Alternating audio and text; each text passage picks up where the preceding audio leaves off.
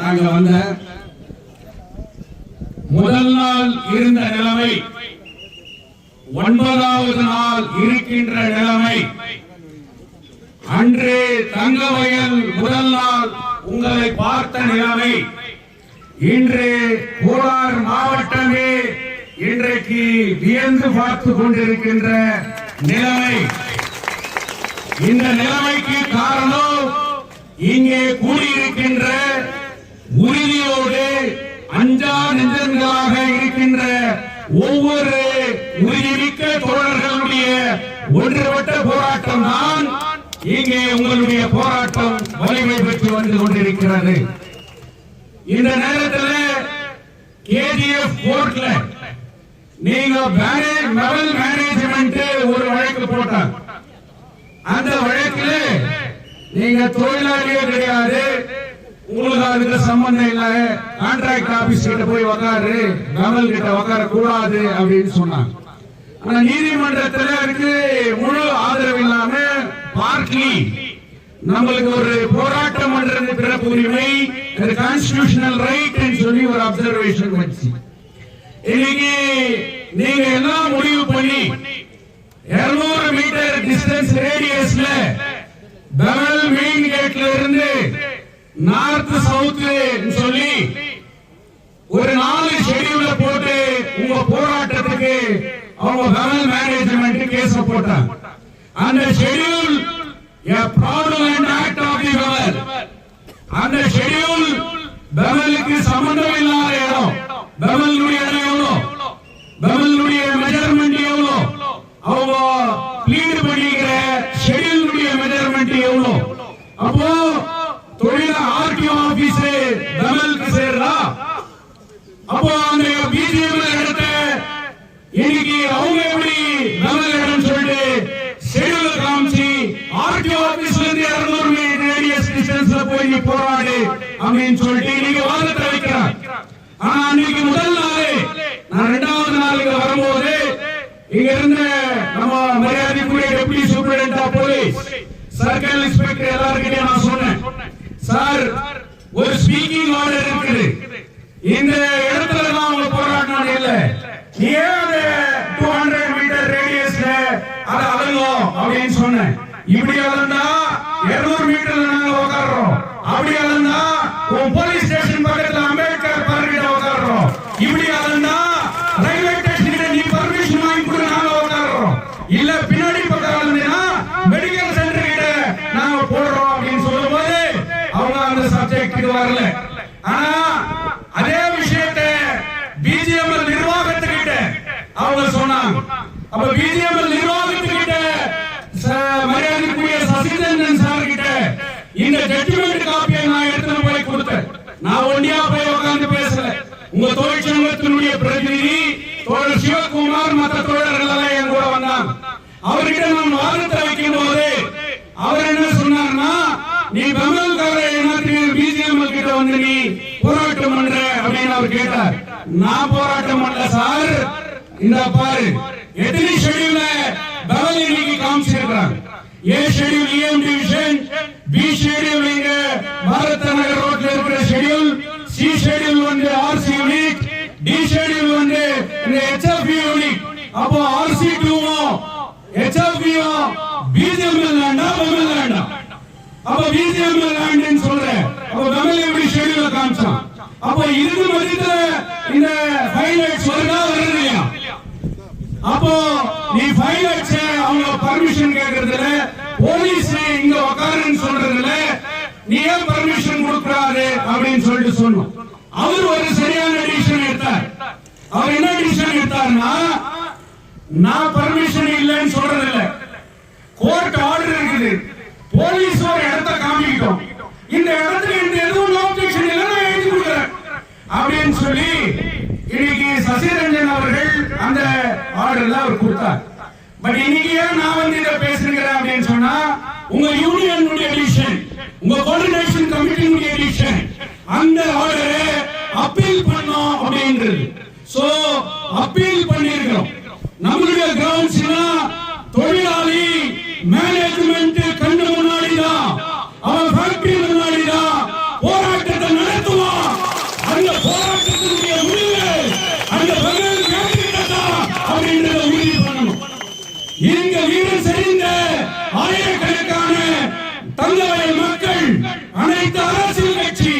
மற்ற இருக்கக்கூடிய தொழிற்சங்கங்கள் எல்லாம் மிகப்பெரிய ஊர்வலம் நடத்தி அது மேலும் கேட்டுக்கிட்டதா முடிவுன்றது உங்களுடைய போராட்டத்தினுடைய உறுதி. அதுக்காக இன்னைக்கு மிஸ்லேனியஸ் அப்பீல் ஃபைல் பண்ணிக்கிறோம். மிஸ்லேனியஸ் அப்பீல் நம்பர் 91/2024 இல்ல கேவேட் ஃபைல் பண்ணிக்கிறாங்க. பதிலே நான் லாங் நோட்டீஸ் தான் கொடுக்குவேன் அப்படின்னு சொன்னாரு. இல்ல சார், எந்த நேரத்துல நான் இங்க அவங்க ஷேக் பண்ணலாம். இன்னைக்கு ஒரு பக்கம் எம்எல்ஏ 19th அப்பாயின்மெண்ட் சொல்றாங்க, ஒரு பக்கம் எக்ஸ்டென்ஷன் பண்ண மாட்டேன்னு சொல்லிட்டு இன்னைக்கு போலீஸ் நினைக்கலாம். அதனால இது இமிடியேட்டா மேனேஜ்மெண்ட் இந்த வழக்குல வந்து ஆஜராகணும், அவங்க ஒரு அண்டர்டேக்கிங் எடுத்துக்கணும், அதுக்கு பிறகு டிசிஷன் பண்ணலாம்னு சொல்லி கன்வின்ஸ் பண்ண பிறகு அவரு 15th 11 o'clock மேனேஜ்மெண்ட் அந்த கேரியாட்டார் கேஜிஎஃப் கோர்ட்டுக்கு வரணும்னு சொல்லி எமர்ஜென்சி நோட்டீஸ் இஷ்யூ பண்ணிக்கிறார். எமர்ஜென்சி நோட்டீஸ் இஷ்யூ ஆயிருக்கு. இங்க என்ன சொல்ல வரேன்னு சொன்னா, மரியாதைக்குரிய புகாரி சார் அவரே பேசினார். அவர் எப்பவுமே செங்கோடிக்கு ஆதரவானவர், செங்கோடி போராட்டங்களை ஊக்குவிப்பவர். நீங்க ஒண்ணு நினைச்சுக்கணும், அதுல எந்த மாற்று கருத்தை இல்லை. தொழிலாளி வர்க்கத்திற்கு குரல் கொடுப்பது செங்கோடியை தவிர வேறு யாரும் இல்லை. தங்க வயதில் எட்டப்பெல்லாம் உதயமாகிறான், இயேசுநாதரை காட்டி கொடுத்த யூதாஸ் எல்லாம் உதயமாகிறான். எப்படியாவது இந்த போராட்டத்தை சீர்குலைக்கணும்னு சொல்லிட்டு பல்வேறு சக்திகள் இங்கே செயல்பட்டு வருகிறது. அவர்களுடைய முகத்திரையை கிழிக்கின்ற வகையிலே செங்கொடியை யாராலையும் எவனாலையும் அசைத்து பார்க்க முடியாது என்பதை நிரூபிக்கின்ற வகையிலே இந்த போராட்டம் அமைய வேண்டும். அதற்கு நீங்கள் உறுதியோடு அமர்க்க வேண்டும். நிறைய மெடிக்கல் சென்டர்ல இருக்கிற ஸ்டாஃப் என்கிட்ட கிளாரிபிகேஷன் பண்ணாங்க. எசென்சியல் கமாடிட்டி ஆக்ட்ல இன்னைக்கு எஸ்மா ஆக்ட்ல நீங்க வேலைக்கு வரணும், இல்லைன்னா உங்களை டெர்மினேட் பண்ணிடுறேன்னு சொல்லிட்டு நோட்டீஸ் பண்ணோம். புகாரி சார் சொல்றோம், கான்ட்ராக்ட் லேபர்னு சொல்றேன், கேரியர் கான்ட்ராக்ட் லேபர்னு சொல்றேன், இவன் வந்து தினக்கூலின்னு சொல்றேன். தினக்கூலிக்கு எஸ்மா ஆக்ட் அப்ளிகபிள் ஆகுதா? அப்ப நீயே ஒத்துக்கிற they are the non permanent workers of the government. அவங்க கூட இன்னைக்கு பெர்மனன்ட் எம்ப்ளாயி கேட்டகரி தான் வராங்கன்னு சொல்லிட்டு இன்னைக்கு நீயே நோட்டிபிகேஷன் போட்டு இருக்கிற. சகோதரிகள் யாரும் வந்து தேவையில்லை. நிர்வாகம் எந்த விதமான நடவடிக்கையும் எடுக்க முடியாது. எடுப்பார்களே ஆனால் உங்களை நிரந்தர தொழிலாளி என்று அவர்கள் முடிவு செய்தால் மட்டுமே உங்கள் மீது நடவடிக்கை எடுக்க முடியும் என்பதுதான் இன்னைக்கு இருக்கக்கூடிய சட்டத்திற்கான முறையீடு. நீங்கள் சட்ட ரீதியாக போராட்டம் பண்றீங்க, நீங்க ஊரே ஒன்றுபட்டு இருக்கிறது. எந்த சூழ்நிலையிலும் யாருடைய பேச்சையும் கேட்டு, எந்த யூடியூப் ஸ்பீச்சையும் கேட்டு நீங்கள் திசை திரும்ப கூடாது. இன்றைக்கு சதி வலைகள் பின்னப்படுகிறது. தொழிலாளர்களுடைய போராட்டத்தை திசை திருப்புகின்ற வேலைகள் இங்கே நடந்திருக்கிறது. அதனால் தொழிலாளர்கள் எந்த சூழ்நிலையிலும் யாருக்கும் அஞ்சாமல் வீறு கொண்டு நில்லுங்கள். சட்ட ரீதியாகவோ உங்களுக்கு நாங்கள் உடனிருப்போம் என்று சொல்லி எனக்கு வாய்ப்பு கொடுத்தமைக்கு நன்றி கூறி முடித்துக் கொள்கின்றேன். ஒர்க்கிங் கிளாஸ்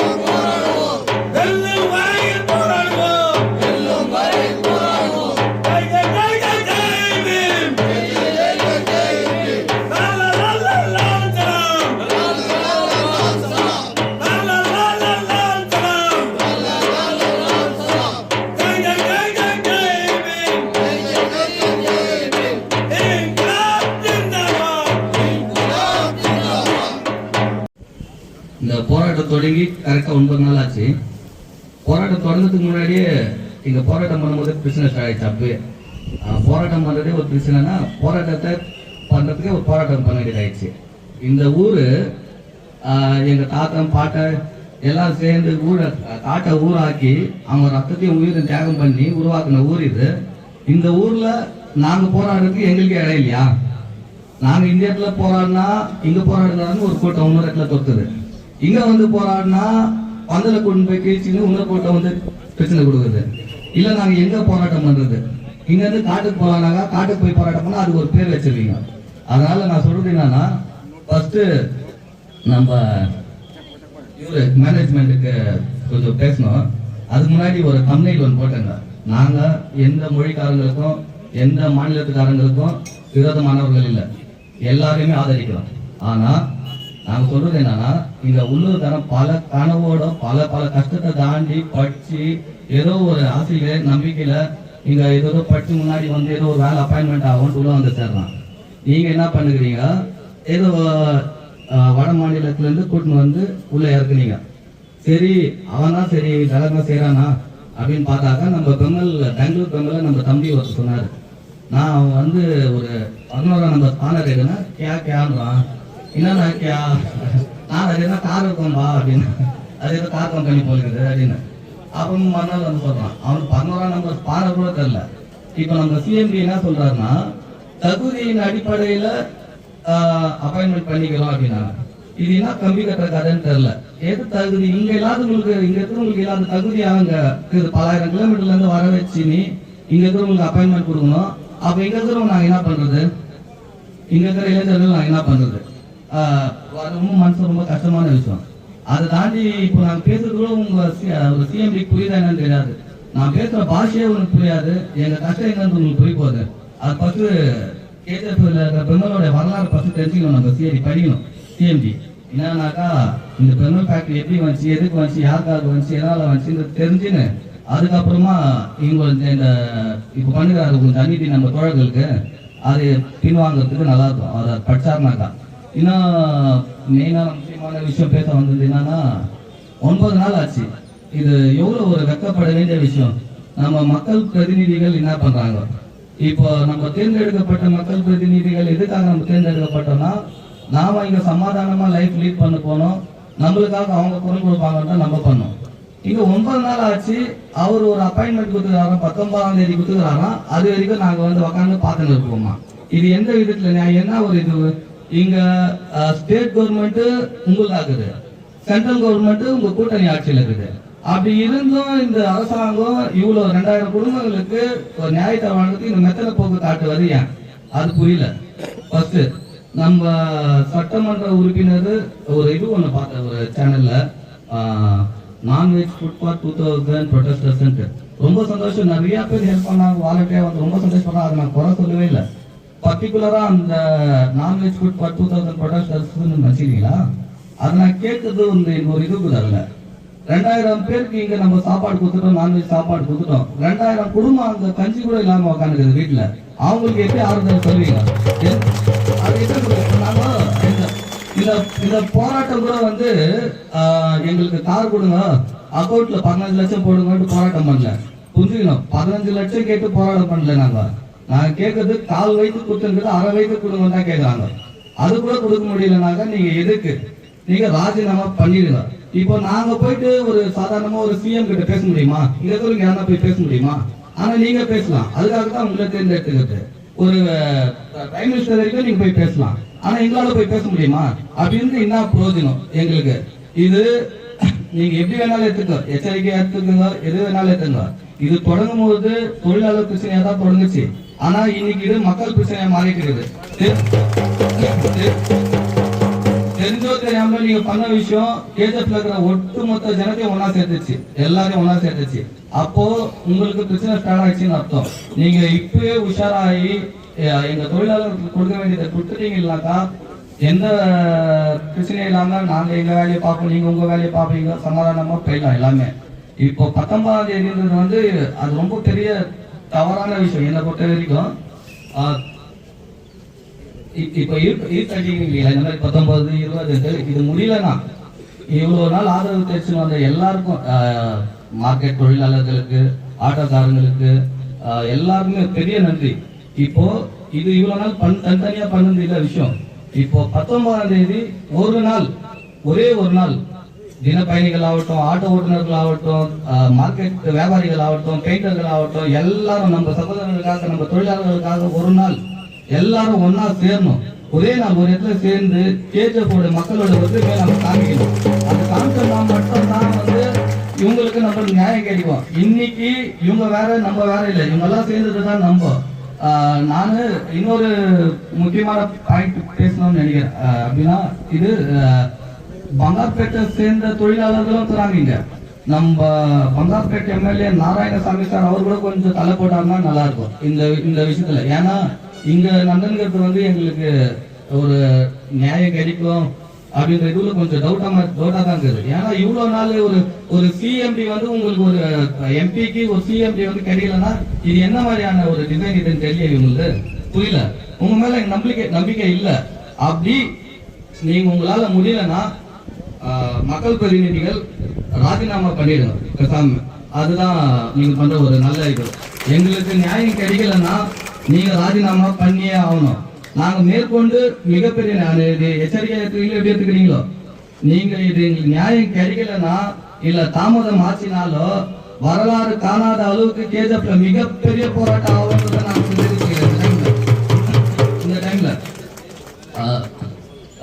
தொழிலாளர்களுக்கு நான் சொல்றது என்னன்னா, எங்க ஆல் இந்தியா யூத் ஃபெடரேஷன் எப்பவுமே உங்க வெற்றி பெற வரைக்கும் மட்டும் இல்லாம நீங்க வெற்றி பெற்ற பிறகும் உங்க கூட இருக்குன்றத இந்த நாட்டில் நான் உங்களுக்கு தெரிவிச்சுக்கிறேன். அது எல்லா